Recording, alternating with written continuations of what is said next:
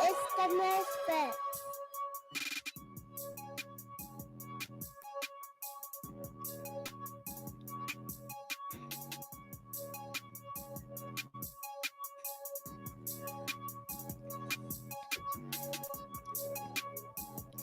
Hey everybody, welcome to the first ever live stream recording for the Misfits. That's right. I'm liking this pretty much so far, especially with the intro dropping in. We get to hear it, gets me hyped up, dancing a little bit beforehand. So Yeah, I like this live setup so far. Let us know in the comments about Brandon's dancing, how that's doing it for you. So we have done some live things before. You know, I recorded some live episodes at Reach Gathering last fall. Yep. We recorded a couple of interviews at More Than a Game. Mm-hmm. But we have not actually done a full-on episode on Facebook Live, on YouTube Live, on Twitter Live, assuming that all of this is actually working. Yeah. So with that being said, we're going to start off by mentioning the fact that with this being the first time, we've got new software, we've got all this stuff. We finally got my soundboard working. You know, see? There we go. Do we need to turn off the intro? So, yeah, we're turning it off. Don't worry. Okay. So, what we are going to be doing is we are actually going to be going through and actually doing a normal Ministry Misfits episode, assuming that it's actually working correctly. That includes commercials and everything. So don't be surprised if there's some bugs because, again, this is all new, and this is kind of a test run, but it's going to be a fun test run because it's actually for real. Yeah, and the cool thing about this, as we continue to go through with these live setups, everybody gets this. I'll say unexclusively right now. Yeah, we're offering it for free tonight because we're testing it. We don't want to charge people for something that we're not sure is actually going to work. Correct, but for our exclusive Patreon levels that we have, where you can support us, so there's about 4 different levels that you can find out about on ministrymisfits.com. Of how you can patreon.com/ministrymisfits. Thank you. Yes, this is the other way to get there. The more direct way. This live stream will be more exclusive ways where you can actually interact with us. Yes. Join in. So why don't you lay the ground rules for us? Now Andrew, before today, we get started? Since everybody can interact, what we are going to be doing, if you guys want to leave us some comments, leave us some questions, let us know if you can actually hear us. That'd be a good first step. All that good stuff. We should be able to actually see your comments, assuming that I actually set it up right. The only exception of that may be Twitter. I'm not sure if we're going to be able to see your comments. However, I should get notice on my phone that you're trying to contact us. So, all that being said, let us know if you can hear us. Let us know what's going on. A couple of ground rules in general, though. Again, be patient with us. We're working out some bugs. Same ground rules that we have in our the Facebook community group on Facebook, obviously. As far as, love God, love people, don't be mean, protect people's privacies, don't be a troll, all that good stuff. We don't have a way to moderate the comments just yet as far as making sure that people are following the rules, but we can see them. So just be aware of that. And Jesus can see. And Jesus is watching. So with that being said, also for this first part of the episode here, we are recording our normal episode. So we see your comments. We are taking note of your comments, but we may not get to them in the middle of the episode. We are going to do some question and answer here towards the end. Although if it's a really good one it's like, oh, this is perfect for what we're talking about, we may still throw it in. Who knows? Yep. With that being said, this episode that is being recorded right now will be the episode that comes out on Tuesday, May 10th. So the video, obviously, you're going to be able to watch because you're watching it right now. The audio, though, will be put out through the normal channels on May 10th. And with that being said, we need to introduce our guest for today. So joining us today is... and I hope I actually say it right because we finally got it down, and now I'm probably going to butcher it. I've got it. Okay, you've got it. You go for it. All right, we've got Aghajanian. So, Yay. welcome. Thank you for Thank being you. here. Thank tonight. you. Perfect. So you are here. I don't honestly remember where it was we found each other. I believe it was Christian Podcasters Association. But you and I were talking about you actually starting your own show, doing that kind of stuff. And then as we got talking, we realized you should just come on ours also. And so we are going to talk about your specialty, which is art history, theology of art, all of those good things. So let's start off. Introduce yourself, what you're currently working on, some of your background. Sure, I'd be happy to. Thank you, Andrew. I'm working in the area of what's called theological aesthetics, which is a way of understanding the spiritual dimension of our lives through visual culture. So that can take the form of art history, or it can be in the images and objects that make up contemporary worship in any religion. And it can extend to our larger visual culture that's made up out of our everyday environment and the images that we use to navigate the world and understand the nature of reality. And my work is writing on artworks and on visual culture and exploring Christian principles through their embodiment in images, understanding them from a different perspective and providing a new lens, specifically contemplative lens, on Christian truths, Christian faith, basic principles of all religions through images and the way that we read images and understand them as meaning makers. Awesome. So with that being said, this is going to be the first conversation we have with Arthur here. This one is dealing much more with a couple of things that both him and I in our conversations discovered. We both have a couple of like banging our head against the wall type beefs with the way these sort of things go within Protestantism in general. We normally specialize more in evangelicalism. Mm-hmm. We're going to broaden this one out a little bit to Protestantism. I think that's how you make a lot of your friends is By what expanding collective out. group, and we're in this small group over here, so let's become friends. And how can we Yes. talk about a topic together? Yes. I like it. So with that being said, we're going to break this up into 2 or 3 different categories here, like we've been doing more recently.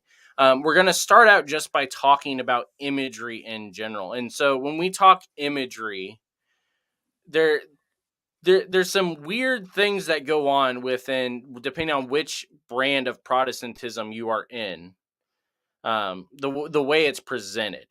So let's start out with the fact that, well, I'll ask you because I've already asked him. But I haven't asked you this yet. How often within a Protestant church obviously it's going to be a little bit different depending on where you're coming from. How often do you see the use of imagery within the worship service? It's a good question. Within the worship set, like so on a given Sunday, basically is what you're thinking. Either it's very prominent within the sanctuary. It's actually something that is used regularly as part of the worship service. It's something that the pastor makes mention of a lot, something like that. How often do you see that normally? Well, I would say the first thing that I've typically seen, again, in just my own personal experience, is one, the church itself exemplifies the art. So whether it's the glass or pictures or something else, it's already kind of set up within the sanctuary.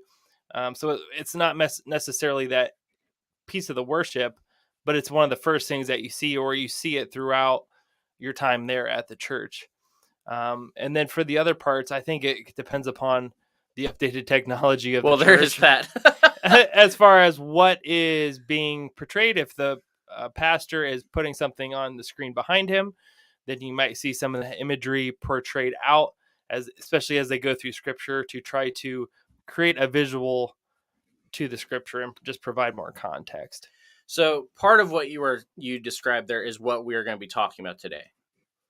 The other part of what you described there is what we talked about last week, you and I, and what everybody is going to hear when they tune in on Tuesday when we talk with Dr. Joshua Smith about technology and robots and artificial intelligence. That stuff is what the words on the screen with the background, all of that. Yeah. That's not necessarily what we're talking about today. So, Arthur, let's start by you have written multiple pieces and been interviewed on multiple things about why is it that there is a lack of imagery within the Protestant church compared to our Catholic or Orthodox brothers and sisters? Right. Well, let's go into a little bit of history. Protestantism tends to shy away from notions of spiritual formation regarding imagery and other senses. During the Reformation, the overreaches of the Catholic Church led many of the reformers to want to deconstruct church theology. They wanted a clean slate and to rely only on the authority of Scripture. And then traditional Christian practices were labeled oftentimes unessential or unbiblical. But historically, the church has been a supporter and a proponent of the arts. Many aspects of Catholic practice were deemed idolatrous by the forefathers of the Protestant movement. They felt that the practices of the church took away from the focus on Jesus Christ. And there was an excess of extra biblical teachings and doctrines that circled the Catholic hierarchy. But the Protestant tradition began to be fearful of anything remotely Roman Catholic when they were attempting to overturn what was going on. It was sort of a throw the baby out with the bathwater kind of situation. And while the Reformation was vital in establishing things like the priesthood of all believers, salvation by faith alone, and other important theological doctrines, they also discarded many practices that were of great value. And the aesthetic and the reverent environments of the Eastern Orthodox services and also the Catholic Mass are really foreign to Protestants. And this lack of embodiment through images can easily lead to a stagnation in the church experience, especially if you broaden it out and take into consideration other elements of artistic culture like music, song, and dance. Yeah. So Let's break that it's down been a little bit further of that church experience. How would you take that a step further on what that means to either deepen our relationship with Christ or just to have a further representation? Well, when we step into a holy and a sacred place, there's a dramatic feeling. There's this sense that we've moved into another world. So, for example, if you walk into a large church or a cathedral that's on a busy city street, you're leaving all the noise and all the commotion and all the distraction of the street and walking into a space that's really another dimension. And this is critical for bringing us into that place where we can start to commune with the sacred. So it sets us up to pass into that place of silent reverence and a recognition of God's presence. So there's all of the decisions that are made in creating sacred spaces are purposeful and particular, and typically certainly with the great cathedrals that we find in Europe, for example, no detail has been left unconsidered, and every surface of the church and every aspect of the space that's been created for worship, the interior of the church, has been worked through and considered carefully. And keep in mind also that some of these great cathedrals were built over hundreds of years. Can you even think of anything that we build nowadays that we would spend hundreds of years on? It's Right. something that doesn't even Other not even than part our of what we interstate. do. Yeah, our interstate system seems to think I was that gonna 100 say, years is a Our pretty. our highways in Akron are always under construction here in Say, yeah. Ohio, but that's a different story. Now, real quick, because part of what you were talking about here, we talked about pre-Brandon with Jason Hunley when we were talking Worship Wars. We talked about with David Waddell when we talked about his book Worship Wars. We've talked about it with Greg doing ecclesiology. All this different stuff is this idea of when you walk into the building and it puts you in the place of, okay, I'm ready to worship. Part of what we also, you already said about the whole thing within not Christianity, within Protestantism. Within Protestantism is this idea of they were getting rid of some of the idolatrous practices within Catholicism. One of the big ones that we hear, the objection, at least for those of us that within Protestantism are a part of more reformed Protestant groups, is that there is a problem with the use of imagery because it is a violation of the second commandment, which is, don't make any gods out of anything. We're going to show a couple art pieces here. I think this should show up for everybody, including you, Arthur, assuming that I set it up right. Now, we're going to talk through a couple of these different things because is it going to play? There it goes. So, we've got a bunch of these art pieces that are, they're old, obviously. Most of them are pretty famous. Some of them are paintings. Some of them are on buildings. Some of them are separate from buildings, all these different things. But as we go through, there's a common theme among the European styles compared to the ones that were done in more of the Middle East or in the Indian subcontinent of Asia there in the Middle East as well. One is, well, I'm going to wait for them to cycle through so that I can make sure that I remember to say touch them on all of them. Yes. So one of the big ones is in the skin complexion of everybody involved. Mm-hmm. The whole white Jesus thing is a big problem within not just Protestantism. This is a big problem within the way that the church treats worship, which this last picture is in there as kind of not a joke, or not that picture, the one before of Jesus knocking at the door. Yeah. Because even with that, we'll get to that in a minute. I'm just calling that picture out because it came across my screen. So white Jesus is one reason that people have a problem with it.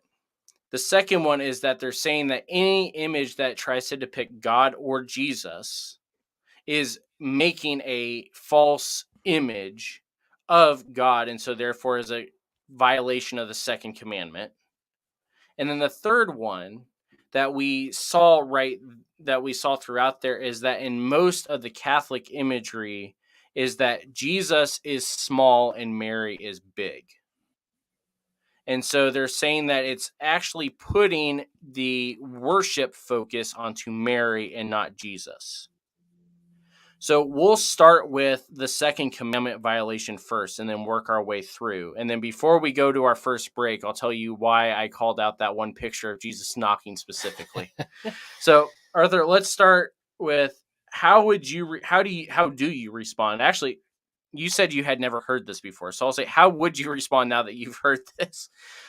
People that are saying that the use of imagery in terms of the artwork, especially of Jesus or of God, which is all throughout the great cathedrals of Europe and even into India and everything else. How how do you respond to people that say this is a violation of the second commandment? Yeah. What you're referring to, I think, regarding my not having heard of this before, is I was surprised to find that there are many people who feel like any kind of representation of Jesus is a problem. I hadn't realized that the situation was so extreme. I don't have any personal contact with any community like that, but there are so many different types of Christianities and different types of Christian belief systems. Um, I guess I shouldn't be surprised. Anyway, it's certainly interesting. If we start with, let's take the quote from Exodus that speaks to this, and it's the same in Deuteronomy. It's Exodus 20, verses 4-6, and it reads, "You shall not make for yourself an image in the form of anything in heaven above, or on the earth beneath, or in the waters below. You shall not bow down to them or worship them, for I, the Lord your God, am a jealous God, punishing the children for the sin of the parents to the third and fourth generation of those who hate me, but showing love to 1,000 generations of those who love me and keep my commandments." This passage is about idolatry. It's not about art or images. The key thing here is that part of the passage that reads, "You shall not bow down to them or worship them." It's forbidding the making out of an image, forbidding the image of God made from a creature, of anything in heaven above or on the earth beneath or in the waters below. God is the creator and is distinct from the creature. So there's something there that needs to be understood, and that is that living things can be artistically depicted. First of all, there are entire chapters in the Old Testament devoted to artistic design and craftsmanship of the tabernacle and the temple. Exodus, Kings, Chronicles, Second Chronicles, Ezekiel. If sculpting and painting images of living things were forbidden, then you have to ask, why does God direct that cherubim be sculpted to preside over the Ark of the Covenant and also be woven into the veil of the Holy of Holies, as well as commanding embroidery of lilies and pomegranates? Solomon's temple displayed lions, bulls, and cherubim. That's in 1 Kings. What is explicitly forbidden is the making of figures or objects representative of God as objects of worship. When God commanded the construction of the temple, he insisted that there be no physical representations of a deity.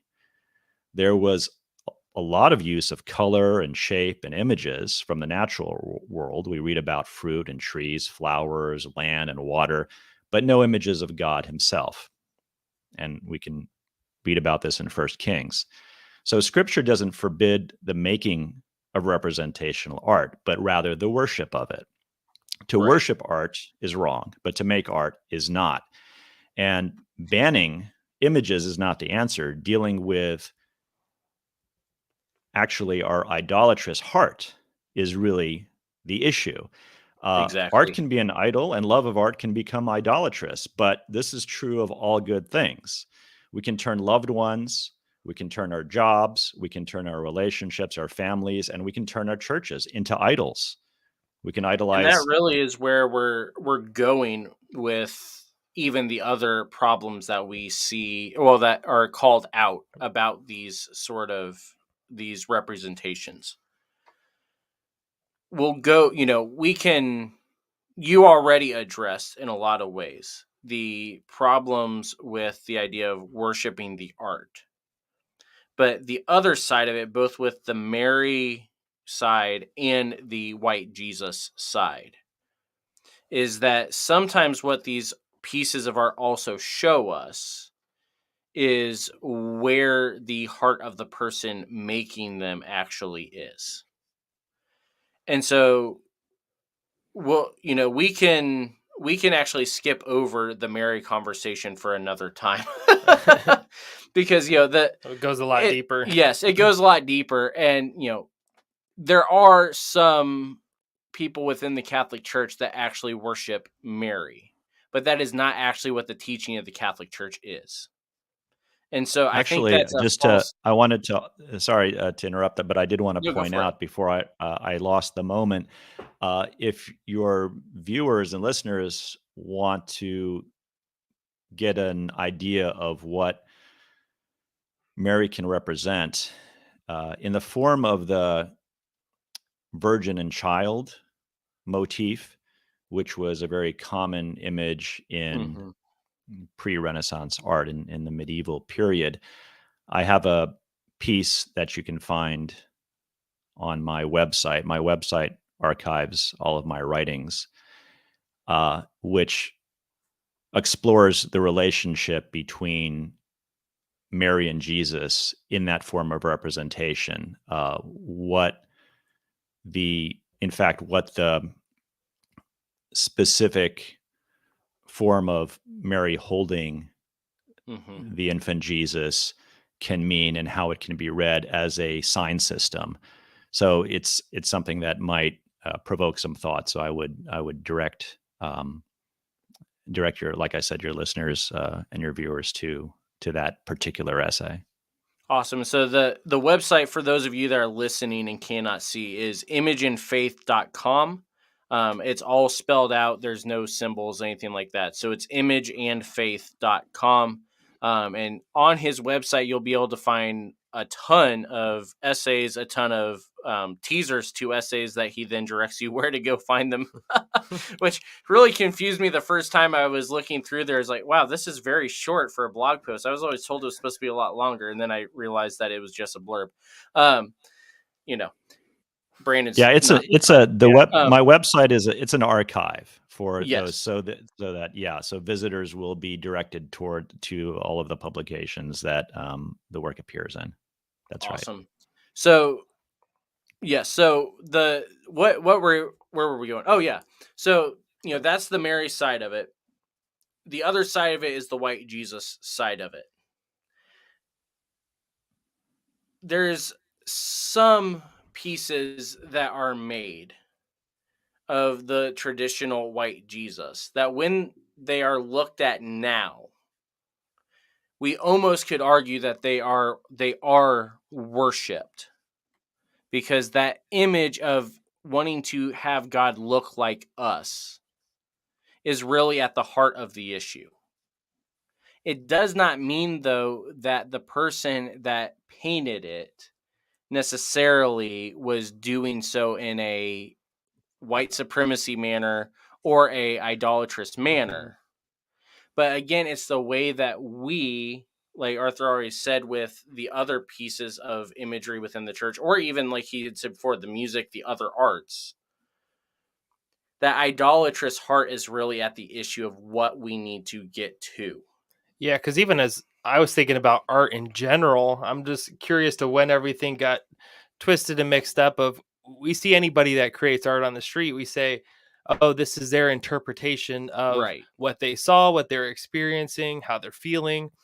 And so, yeah, again, we take these pictures, and for a lot of us, we take it as gospel sometimes, where okay, this is coming straight from the Bible, and it's like, no, no, no, no.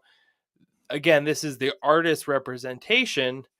And so it's like, where do we get lost in all this? And again, how has that became intertwined through our faith? We talked about this at Absurd as well, because Pastor Trey, made a joke about the white Jesus painting that was behind him.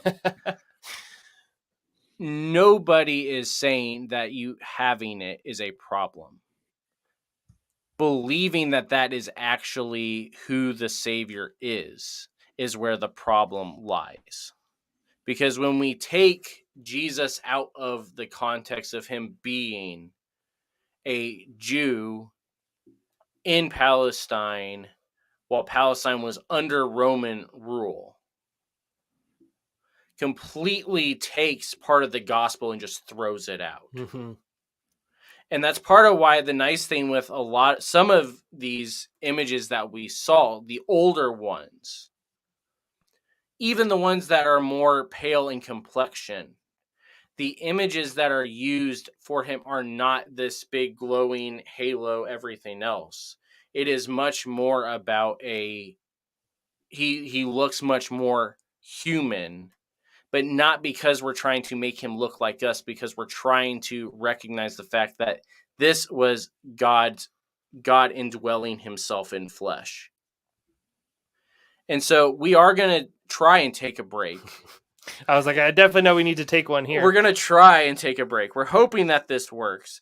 So Arthur, hang on 1 second. We will be right back. When we come back, we're going to go into the next part of what you've already kind of started going us into. And we're going to actually start talking the architecture side of the artistry, both for just traditional Orthodox Christianity as well as Protestantism. And so, assuming that I hit the right button, we will be right back after we hear from Laird Creative Agency. Season 2 of the Ministry Misfits podcast and our awesome theme song are brought to you by Laird Creative Agency. In our social media world, the next connection is always one click or scroll away, and your business has to be ready when they find you. That's why Laird Creative is always looking for ways to step your brand up. Whether you're looking to overhaul your brand one time with a new website or want to save money by outsourcing your graphic and media content, Laird Creative Agency is here to help. Laird Creative's mission is to take the difficulty out of the creative process. With Laird Creative, you'll find a dedicated team of artists ready to tackle any creative need that your business has, big or small. If you're looking for an easier way to share the vision of your organization through thoughtful branding and creative content, find them at lairdcreativeagency.com to get started. Mention the Ministry Misfits podcast and get a free consultation call. Laird Creative, step your brand up.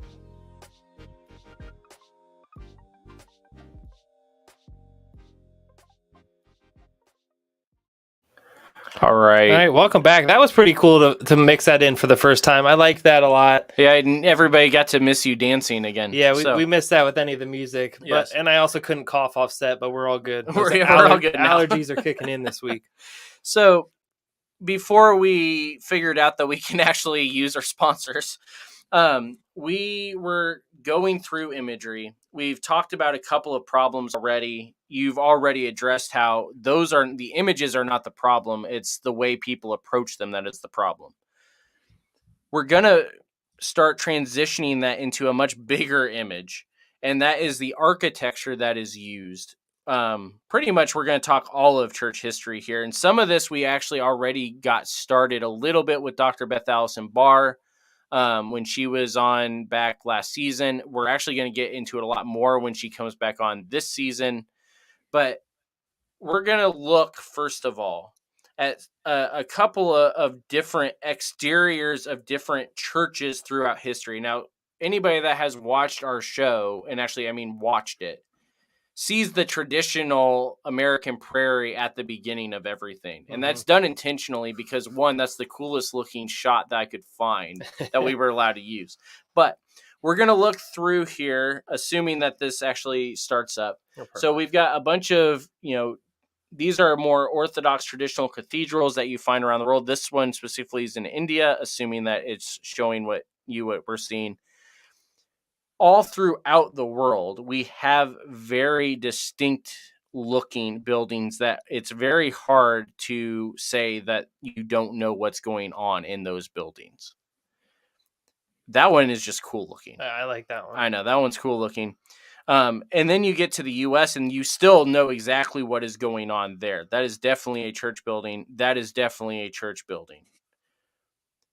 And then as it grows, that is actually a building that looks pretty similar to the first church that I ever attended when I was a kid. But the architecture changes in the U.S. compared to other places in the world. And the buildings typically are getting shorter but bigger until suddenly now we're in a mall. And this is Brandon and I's church. I was hoping you were going to show the basketball court for our church. I couldn't. Well, we'll get to that in a minute because we're going to start actually with the exterior. Because the architecture, like we already talked about, that is done for the exterior of a lot of these big cathedrals, as well as the way that it's designed, architecturally, in terms of engineering feats, was all done very much intentionally and for specific reasons. So, Arthur, start walking us through a little bit about what is the thought process behind some of the architecture, kind of the difference between what we traditionally see throughout history with the big cathedrals and everything compared to what we typically see with what we associate with Protestantism. Okay.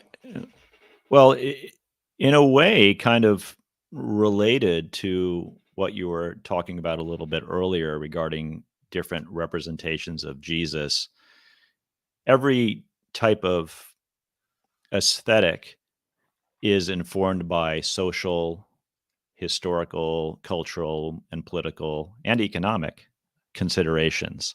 So you can't really understand why choices are made about the way a church is designed and built unless you understand its context. So if we think about the difference between Gothic cathedral or a Romanesque church and the more contemporary form of church that many Protestant communities build, there are certain types of theological and philosophical and cultural circumstances that revolve around the design and the building of the spaces. Firstly, you have to keep in mind that, and to set up a simple dichotomy, we can talk about Catholicism versus Protestantism. But when I talk about Protestantism here, just to streamline that a little bit, let's just think in terms of contemporary evangelical churches, because I think that's a nice extreme, sets up a good polarity with the classic Roman Catholic cathedral. So we have to keep in mind that Roman Catholic tradition emphasizes the big C church, the one holy Catholic and apostolic church. And the local church is, you could say it's like a standardized operating subsidiary. The idea behind the Catholic Church is that this is a worldwide community. And as a consequence, its outposts in different parts of the world are built to house and provide for whoever is living in that particular region, regardless of demographic shifts, regardless of changes in the social or economic conditions. The contemporary churches that you're alluding to, they produce a system that doesn't have a theology of place. And this is a real critical thing to understand. Protestants feel a sense of duty to the place and the community where they personally live. And if the majority of the church members move from the city to the suburbs, or from one suburb to another, a new church building is constructed. Oftentimes the old building is sold, and then the function of the church is transferred to this new place where the community is congregating. So the building that houses the congregation is thought to serve a pragmatic purpose. It's a meeting house for the members. Whereas, because the Roman Catholic Church views what it does as a mission that covers the entire world, even if there's a population change in a locale, the church doesn't feel that it's relieved of its responsibility for that population. The church building in the Catholic world is an outpost of Christianity in a particular place. It's the parish concept. It's not just built for a particular group of people. real quick, we're going to jump in real quick, assuming that I get this actually to work, which it doesn't seem to be, so that's okay. Part of what he's talking about here, he uses that word outpost intentionally, because this is a literal example of when we talk the difference between Roman and Celtic evangelism styles. So the Celtic evangelism style, which is a typically Protestant evangelistic style, is much more community focused.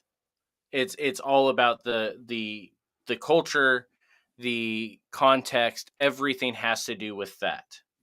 The Roman style of evangelism, not Roman Catholicism, but Roman style of evangelism, is much more the way that Rome does everything.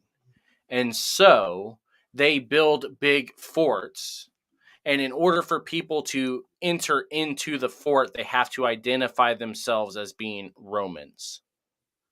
And so we see this even in the way that the difference between the big cathedral and the small Protestant church set themselves up engineering and architecturally wise. Now, real quick, if I can, oh, there we go. Yay, it worked. There we go. Yeah, it's working. You also wanted to use that. Yes, I finally get to use my soundboard. So in addition to that, the other side, which you were starting to work your way into, is when you enter the building, there are also very distinct things on the interior as far as why they're there. So we're going to look at some church interiors now. So you can obviously tell which ones on the inside belong to what style of church we're talking about here. And I cannot remember where any of these are from except for one, and Brandon's going to know which one that is pretty quickly. They're big open spaces in the cathedrals, tight lined pews facing the stage with the cross in the background is typically your Protestant church. This one looks really nice. Just saying. And then, you've got big auditorium style. You've got some that are real thin and tiny, almost pencil style. You've got some that are kind of a mix between the two. And then you've got some now, like ours, this last one that is our church, where they're meeting inside of gymnasiums. But the way they are set up tells us a little bit, just like when we said that the problem with the images is not the image itself, it's the way that we approach it. And that the way that you approach those images shows us more about your heart in these sort of worship events than it does even, it shows much more your mindset. So Arthur, we'll have you start, and then we'll get into what these different, why the big open spaces within, the traditional styles of buildings compared to much more of what we have within modern Protestantism. Is there a specific question? Just what is the, well, I guess the question would be, is there, is there something distinctive as far as why the big open cathedrals have the big paintings, the basilicas, the big paintings, why it is much more open and, I can get into the hardwood pews if we really want to. Why all of this stuff? Why is it that the interiors were designed the way they were? Because we already said the exteriors had everything to do with what the church's goals were and the context that the church was doing evangelism and worship in. But what about the interiors of the building? Is it the same thing? Is it a little bit different? Well, again, everything is designed to evoke a specific type of, or a specific set of responses. The idea behind the church is that it's a heaven on earth. It's a meeting place of God and humankind. And it's modeled on the idea of a paradise. So when we enter into it, we're entering into a space that has a particular structure and creates an environment that evokes awe. and a sense of majesty. And for this reason, the choice of materials and the way things are built is really important. There are various types of ornate statuary, things like the Stations of the Cross, which elicit the faithful lives that are lived by the saints, the purity of Mary and Jesus. The crucifix is a poignant reminder of the ultimate price that Christ paid to connect God and humankind. And the idea is that we're in a place where we can forget the everyday world, or more properly speaking, I guess, we can transcend the ordinary world. So, for example, stained glass will instill a sense of sacredness to the space. It transforms the mind of the believer. So, in employing something that mankind has made, glass, or humankind has made, and then what God has made, light, and then fusing them together, there's this union, a beautiful union. So here is the Father and his children creating something significant together, in a sense, co-creating. And the closest many Protestant churches get to these types of visual traditions and architectural traditions is maybe some scripture on the walls of the sanctuary and the cross on the mantle behind the podium of the pastor. And there's this idea that anything else is going to be a distraction, but it's significant to experience the difference.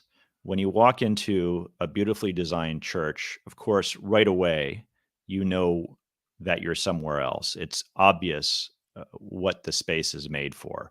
It's not something that you need to really think about or take notes on any of the particular characteristics. It's a feeling that comes to you in terms of the visual, in terms of the sound, in terms of the smells, in terms of the materials that are used. And all of this is made to work together to create a sense of sacred space where you can come together with God and you can worship in a community. Even the idea of having pews, you're sharing a bench with other people, as opposed to, for example, sitting in chairs where there's still this sense of individuality. Or one really big contrast is in terms of the music. And again, we're talking about aesthetics here, just not visual aesthetics.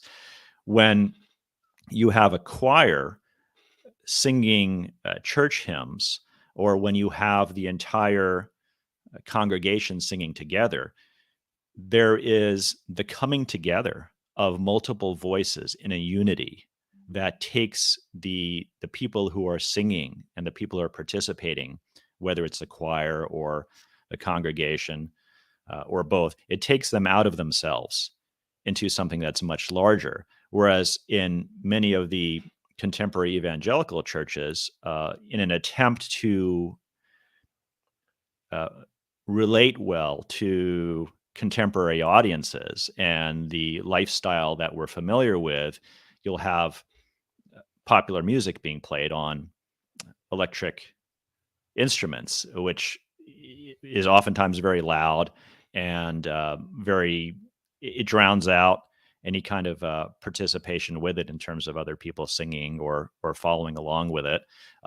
It's got that kind of it's got a performative aesthetic to it, which is not about bringing people together in this unified way where you are part of a larger community of people and you're all doing something together. It's more kind of like the pastor speaking to the congregation. It's just coming at you as opposed to inviting you in to participate with it.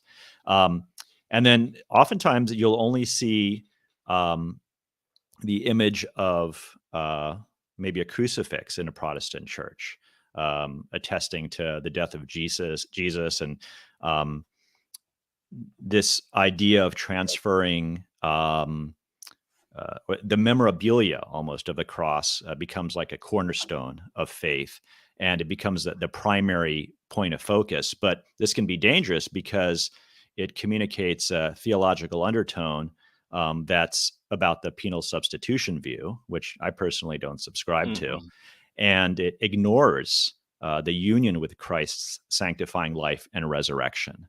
So there's very particular types of theological underpinnings behind how a Protestant church is designed and how a Catholic church is designed. But the problem with many churches today of all types is that their primary purpose in creating a sacred space and bringing you to a place of connectedness with others and with God, that sensibility is gone because there are other priorities that took over. Right. And that's what we were going to do another break here in a commercial, but my production side of the screen is frozen, so I can't. But the rest of it is still working, so we're good. We're going to start transitioning in because this is where you and I started talking and getting very much more excited about doing this whole thing. Is there are a couple of things, like you said, where with the way it is designed, that it has caused there to be some distractions. And we want to address this because this is one that evangelicalism has a little bit more of a problem with than even the rest of Protestantism. And that is in the way that the building is designed, as well as the actual interior of the building is designed. And so we're going to actually start with the interior of the building. You already kind of alluded to it. When we talk about the big cathedrals, you've got the imageries, you've got a much more sense of there's a large gathering, the high ceilings, give you a sense of the presence of God, all that kind of thing. The focus is much more on the worship of a creator God than in our place in that creation. But when you start talking evangelical churches, Brandon, we'll ask you. And we even have some fun things if you get it wrong now. So true. Yeah. Fun for me. Yeah. For me. So when you walk into a traditional American Protestant church and you walk into the sanctuary, what is it that you see most, what is right there in the front and center? The name is blanking me right now, so I'm going to forget. But obviously the stand for the pastor or the preacher. Why am I forgetting the name? Would you be going for a pulpit? Pulpit. Thank you. Is the word. Yay! There we go. All right. 2 points. Yes. So I was going to say that or the big, large screens on the right. corners. Well, and both of those are... Those were my two. Right. And also the cross, which is... Well, and even with that... Which could be on the pew or the pulpit. Right. The cross is normally on the pulpit or it's on the wall, and you can only see part of it because of where the pulpit is. Mm-hmm. That's because within evangelicalism and within Protestantism, especially here in the West, is that the church service fully revolves around the sermon. It is all about walking into the building, hearing the sermon, having the pastor tell you what you need to do, and then you go back home until next week. That is not what the design of the cathedrals bring. It's much more about a worship aspect, and ironically, even though it was not designed for community evangelism, it brings more of a community sense of worship and finding our place in the big scheme of things. Mm-hmm. But when we look at evangelicalism and Protestantism, we are so focused in on the sermon that oftentimes we forget about the other side of why we gather. Yeah. And we talked about this a little bit with Dr. Linville, is that we saw this even within our COVID era, since we're kind of now, we almost can say we're out of the COVID era, but not quite. I hope so. We're close. It depends on who you ask on social media, obviously, but we're almost out of the COVID era. But we talked about the fact that COVID exposed how weak our worship services actually were. Because when you are not in a place where you are automatically having to focus in on the pulpit, which is how our churches are designed, it's very hard to be engaged when the entire service is around just the pastor telling you what to do. When you have a service, when you have a worship experience, it changes everything. We're lucky in the fact that we actually have a very good worship team at our church. Yeah, and I will admit on here that even watching live, or I shouldn't say live, a recording or live virtually through a church sermon or session, the worship just seems different. And I think it does wake you up to, okay, what's my heart posture of going to worship? Is it because I like the live music and I'm worshiping with other believers or community members, or is it to be in fellowship with God?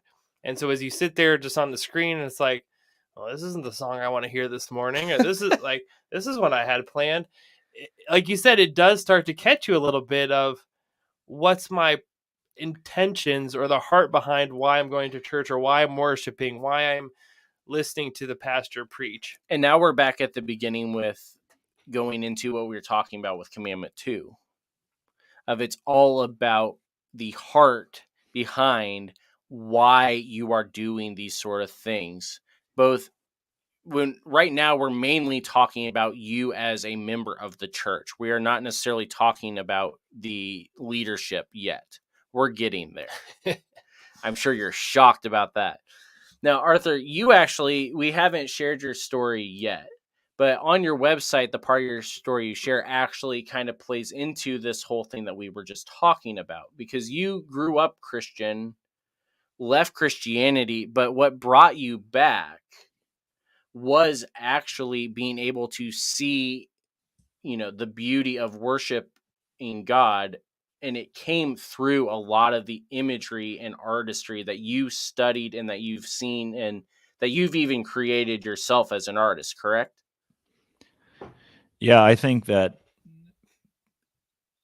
the fact that images have always been important to me and something that I've always studied and contemplated in person as well as in reproduction, images from all over the world, both the images of our visual culture as well as in art history, that might have kept me closer to a sense for the sacred. I mean, I was always spiritually inclined anyway. I was never not a spiritual person, but I might have been more open to traditions from the East, for example, because I was exposed to the images of the East, and with those, the philosophical and theoretical and religious underpinnings of those images.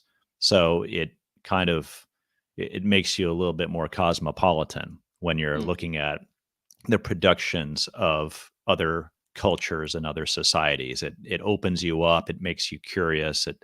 It gets you in a place where you're looking to make connections between different things.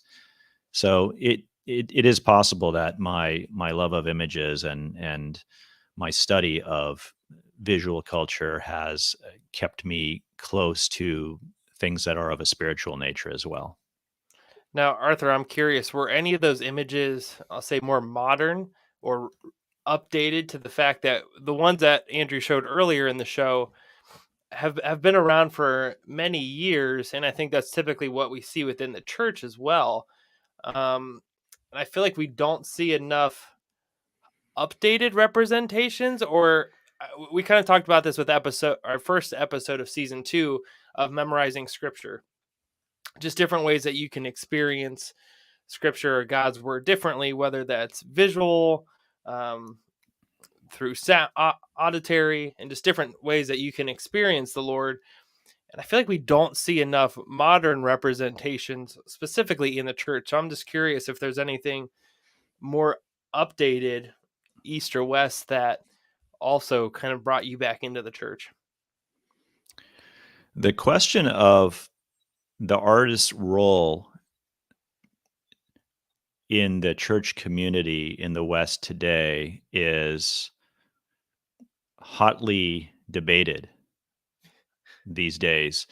There's a sense that the church community has forgotten the artist, that Christian artists don't feel like they really have a home because they're not accepted by the mostly secular art world, and they're also not understood by their church communities. And there's a lot of conversation around how we can bring the visual arts into our church communities, as well as arts of other kinds, and support those who are creative and who have something to share. There should be a place and a way of exploring their gifts in the heart of the community that they feel so connected to. And there are a lot of discussions about what's the best way to do that, and how can the audience of the church better understand or relate to modern or contemporary trends. So it's a very complicated topic, but it's very important because it's also part of a larger movement of bringing an aesthetic awareness into the church community and into the liturgy and into the services and the opportunities for a congregation that a church provides. And it's also about, of course, supporting its members. And that last piece there is where we're going to kind of go into to close out the conversation here, is the other piece of the building itself. And this is where leadership kind of fall, and maybe not even, I wouldn't even necessarily say modern current leadership. It was more of a, well, our favorite thing, Cold War era leadership, going back to even before Cold War, 1920s, with the rise of fundamentalism, is the buildings that, and Arthur, you can correct me if I'll just ask you if I'm wrong. The buildings, the European cathedrals, everything like that, they were not really built with classrooms, correct? Other than the ones that held actual schools, they were not built with classrooms, correct? Right. That's I correct. got that one right. So I was gonna say, I was waiting for a sound if you got it wrong. I've got that too. See, I've got that too. But I got that right. So there. So our buildings here, though, when you first walk into a church building, there are normal, depending on which entrance you enter, obviously, but our church buildings are built with classrooms. Because Protestantism, we talked about this at the beginning, Protestantism in general is very much around, we want everyone to be educated in their faith. That was a key piece to the Reformation, was we don't need to go to the priest to learn this stuff. But what we now have started to see is that the education piece is playing a much bigger role than I think anybody ever anticipated. And it's actually now evident in the way that the buildings are designed, where the priorities actually are. Because if you walk into most church buildings that were built post 1920, especially those built in the actual Cold War, or those that were built post 2010, where do you find the youth ministry, children's ministry, nursery departments typically? Towards the back. They're in the back. They're in the basement. Some of them are actually on their own campus, basically. I mean, it's the same property, but they're off on their own campus. And this was initially done. The thought process behind it is they're loud, they're chaotic, they need their own space to be able to worship, which is what we are talking about. They need to be able to have their own space to worship in the way that is contextually relevant to them, which is not a bad mindset. And from a youth pastor perspective, I would have loved to have my own building where I wouldn't have to keep worrying about everybody, figuring out what he's doing with the money. But meaning what we're spending it on, not where we're hiding it. I better clarify that one. I thought you were hiding it in the children's ministry room or something. No. So, what are we doing with all this kind of stuff? But what it also shows is where the priority of the church is actually at. Because if you have these classrooms and you want to throw the kids off over in their own corner and let the adults have adult time and the kids have kid time, it shows that what you think you're showing is that your priorities are in your educating everybody in the family. Because everybody has a classroom, everybody can go to the classroom and be taught something on their level that's relevant to them about who God is, which is great. But what it's also showing is that the kids are an afterthought because they're off in the corner while the adults are doing big people stuff. Well, I'll challenge that a little bit to the fact that of somebody that worked, I'll say like in the front at one of the churches, of not allowing people to come into the church and just take kids. Right. So I think it's that safety guard too of you're going to have to do a lot of work to get all the way back into the children's ministry and back out the doors. And that is where I could see that being one logistical setup that would make sense. And that side of it is not what we're necessarily talking about. We're talking more on the fact that in putting them off in the corner and saying, you have your teachers over there. They are going to teach you the stuff that you need to know. While we have big people church in here. And we're going to talk just stuff that we need to know. We're not now, the focus is not about educating the family now. It's about educating people with what we think they need to know, not what the questions they actually have are. And especially when we talk, or even the Roman Catholic model with catechisms. Everybody is taught the same thing from the time they are birth to grave. And everybody recites it together. Because it is much more of a communal aspect once you are inside the fort. It's about a community. But that's not necessarily what we are seeing within a lot of our evangelical models of we put the kids over here and they watch VeggieTales for a while we do the real theology stuff. It's getting better now.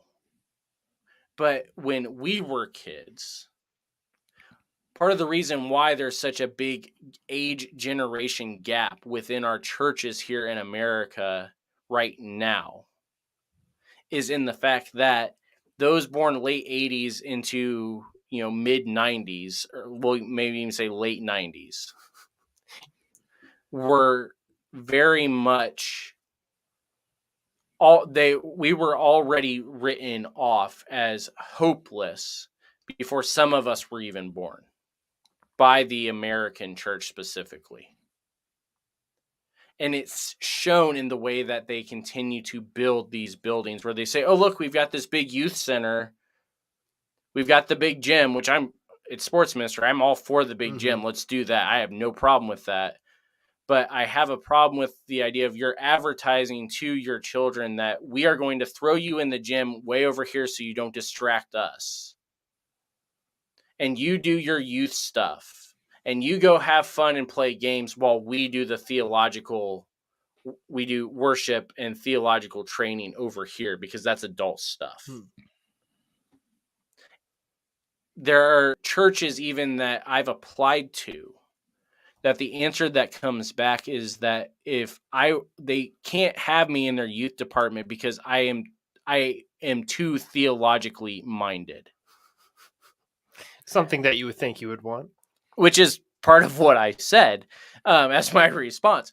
But this is what we see when we go so far as to throw off the imagery, the architecture of where that stuff does not matter anymore, because we are focused only on the scriptures, and we are only focused on the guy up there that we think knows what he's talking about with the scriptures, and we completely ignore the atmosphere that we are actually creating. And now there's one other piece to this that we're going to close with, because I mentioned that one picture earlier on. Jesus knocking at the door. Jesus knocking. Arthur, do you know which one I'm referring to? I know it because you showed it earlier. That's yes. I've that's never why seen it put I on was that. making sure, because my like I said, my production one, because see, there I go. Now I'm on the screen again. Let's remove me there. That picture was on the back wall of one of the churches that I was on staff at, and it just kind of looked out of place. Not because we were a Protestant church and it was imagery, just because it was just kind of randomly back there. And so I asked somebody why it was there. And they said, oh, well, this is a perfect representation of what Jesus does for us, which is part of what we've talked about earlier. Is the point of the imagery within the church is a representation, and it allows us to experience it and everything like that. And they said, because look at it, there's no doorknob on Jesus's side, which means that the only way that Jesus can come in is if you let him in. But there's a problem with that. Arthur, do you know what the problem with that interpretation of that picture is? Well, to me, it's the same problem as one has in a literal read of the Bible, which is that there is no imagination and there is no space for interpretation. It's just a flat-footed, literal transcription of something which was deeply metaphoric in its initial moment, most probably, right? And there's a lot of misunderstanding around. There's a fear of interpretation. There's this idea that truth will come through the literal word of the Bible. There's a worship of the Bible itself, and it's not surprising that this same mentality goes to images, and we see that very commonly in images of Jesus. So I think you're right on the money there. Well, and there's another problem with it, and it may not, I looking back on it, this one may not show it as clearly as the one that was hanging up, but there's one other problem with their interpretation. Do you know what it is, Brandon? Let's see. I won't buzz you if you're wrong, because it's not in front of you. I can't think. I'm thinking it has to be something with the handle related, as far It's as how the door would swing. The way that the picture is set up, the side that you can see would be where the hinges are. And so Jesus is actually covering up where the doorknob would be in that picture. So we have no idea if there's a doorknob there or not. But like you said, it's been ingrained in them, this, we refer to as the Cold War theology version of, well, just ask Jesus into your heart and then he can come in and clean you, and then everything will be okay. They've been so ingrained with that mindset that when they looked at the picture, that was the only interpretation that they could see. Yeah, which is funny. That was what you came up with, because immediately my brain went to ask, seek, and knock. Right. Is where my brain initially went. Right. There's multiple verses of where we knock and the door will be open to us. Mm-hmm. It's not a matter of all and even the imagery of the only way that Jesus can come in is if we allow him. The ironic thing is that is both the opposite in a lot of ways of both what Calvinism teaches and Arminianism teaches. But that is still the wording that we use, and it shows up even in the way that we interpret the few images that we allow into the building. I'll go one step further before we close, and we are going to talk about this more later on. But going back into our Cold War theology stuff, if you want another picture of it, before I have to restart my system again for us to finish the show, is coming up here, Memorial Day into June and July, and then again in November around Veterans Day, is to look at the images that are suddenly allowed to be shown within your sanctuary. Because the same churches that will not allow a picture of Jesus, even a white Jesus picture in their sanctuaries, are probably going to have a lot of red, white, and blue suddenly show up come July 4th. Mm-hmm. And again, we're not saying there's anything wrong with that. We're saying, though, that it does show a lot about what the priorities are of the heart of the people that are making the decisions. And it's much more in that area when it's decorations, it's the people making the decisions than it is even just your heart necessarily. Although it's always good to take a look at our own heart also. I was going to say it gets messy because we can't see their intentions. Right. So that's God to right. to make So that. we are out of time. Arthur, give us again where people can find you as far as if they want to read your stuff, if they want to connect with you, if they want to learn more about the stuff that you are doing. Sure, I'd be happy to. My website, as you mentioned, is imageandfaith.com. And it is, as I said before, an archive of all of my writings. I'm an essayist. And you'll find links there to where the work has been published in the world. And I also have an area there on the website for my group Contemplatives in Conversation. And this is a community that meets every Saturday in the online meditation chapel that I lead. There's information and resources there. You can follow me on Twitter. And I also have a Facebook group for Contemplatives in Conversation that's growing every day. And there's a lot of really interesting discussion that happens there continuously. And I regularly will pose questions for the group and give people an opportunity to reflect on their own spiritual practices and understandings and have conversations around those questions so that there's always something lively happening in terms of exchanging ideas and sharing experiences. So Facebook, Awesome. Twitter, and my website. And I'm always adding to my website. So it would be great for your listeners and viewers to come check out my website, and even better if they subscribe to it. That way they'll get regular updates whenever new work is published, and it might be in written form or podcasts as well. Awesome. Now, he's also going to have his, he'll have a guest portal on our website as well that has all those links. Those of you that are listening and cannot see the link to his website, again, that is imageandfaith.com. And I can't remember your Twitter handle, or else I would say, I think it's at art, and then your last name that I already forgot how to pronounce. So sorry. At Art Aghajanian. Yeah. There we go. That's it. But yeah, go to the website. You can find that. Speaking of Facebook groups. That's right. We've got our own where we've That's got right. some discussion going on. That's right. So don't forget, you guys can join us on Facebook as well. You can also follow us on all the different social media platforms that are there: Facebook, Twitter, Instagram, TikTok. We are at Ministry Misfit. On Twitter, you can also try and follow Brandon if he could ever figure out his privacy settings. Yeah, I don't even know if Sticks. anyone saw that tweet I put out last weekend. So I who didn't, knows? because you still haven't even added me, because you apparently don't like me. No, that's not true. I just don't know how to figure that out. So I'll need to do that one day. Yeah, we'll figure that out. But in the meantime, you can all that's what it was. Don't forget also that this conversation that we just had live is going to be put out in normal platforms and everything in 2 weeks. So that would be on Tuesday, May 10th. Yes, May the 10th, because we have to write it down or our numbers are not going to be right. Next Tuesday, tune in to hear our episode with Dr. Joshua K. Smith talking about robots and theology. Our artificial intelligence, all that fun stuff, which I just realized I don't have any robot noises, which is very sad.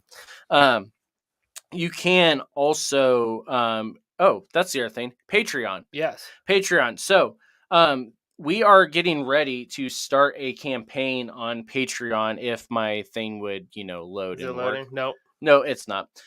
So go to patreon.com/Ministry Misfits. That's where you can find us. We've got 4 different levels. We are starting a campaign May 1st, which is what, 3 days from now? 2 days from now? Yeah, just Sunday. Is it Sunday? Okay.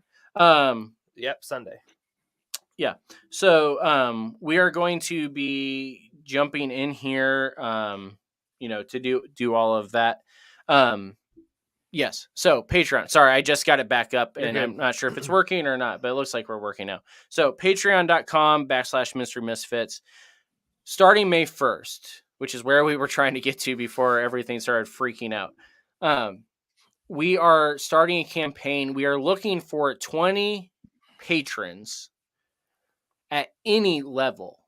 There's a reason why we have the number 20. Because 20 patrons at any level, including 20 of you at the $5 level, which is the lowest level, would actually get us pretty much fully funded at the minimum level that we need. That covers all of the software that allows us to do this. It allows us to do the software that actually works and the one that doesn't. It allows the soundboard did not cost anything. So just putting that out there. It's all good to go.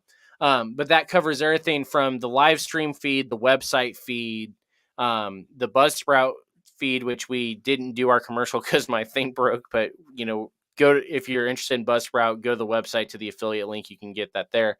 It also allows us to continue to do some work with TIKFA, to do some work with Third Street, Tribe Collective, Martin Center, CSRM, Overwhelming Victory, all those places that we're partnered with. Is where a lot of that money is going to go. Yeah. So again, we've got 4 different levels set up at $5, $10, $20, and then $100. Which the $100 level, you basically are going to become an executive producer at that point. Yep, but you don't have to do any work. Misfit. Yes, you don't, and you don't have to do any work, but you still get the executive production credits.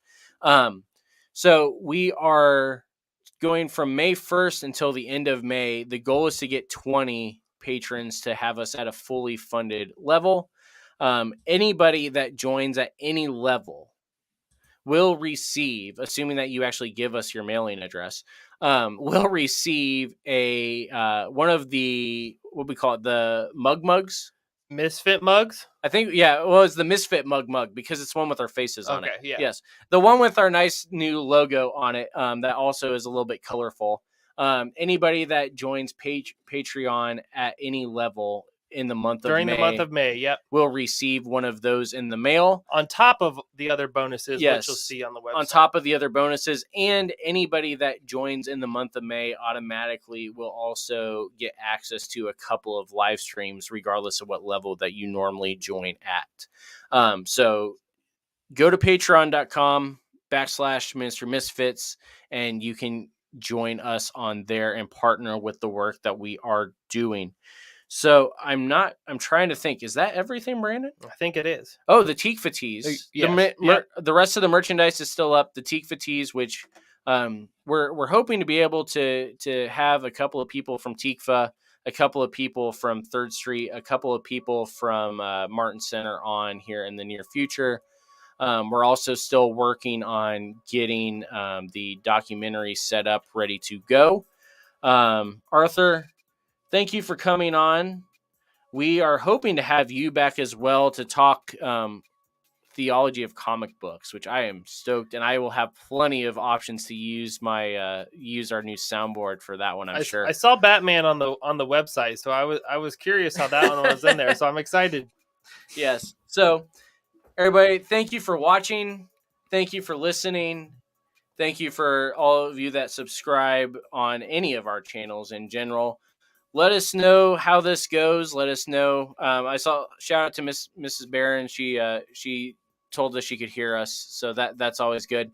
So at least we know people heard us this time. We're ahead of the game, Brandon. Mm-hmm. We are ahead of the game. That deserves applause.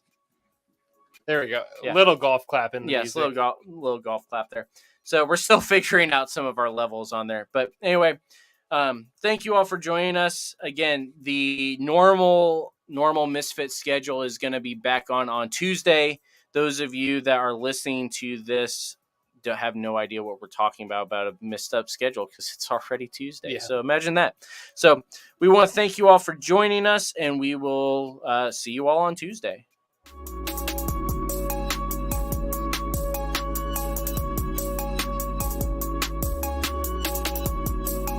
The Ministry Misfits podcast is a production of Ministry Misfit Media in association with Overwhelming Victory. Dr. Greg Linville and Andrew Fouts are our executive producers, and Brandon Simmons is associate producer. The Ministry Misfits theme song is written and produced by J.D. Laird and Laird Creative Agency. If you would like to get in touch with us, you can email us at ministrymisfitmedia@gmail.com or by following @ministrymisfit on Facebook, Twitter, Instagram, and TikTok. You can also visit our website at www.ministrymisfits.com or through bio.link/ministrymisfits. If you would like to support Ministry Misfits, you can become a patron by going to patreon.com/ministrymisfits.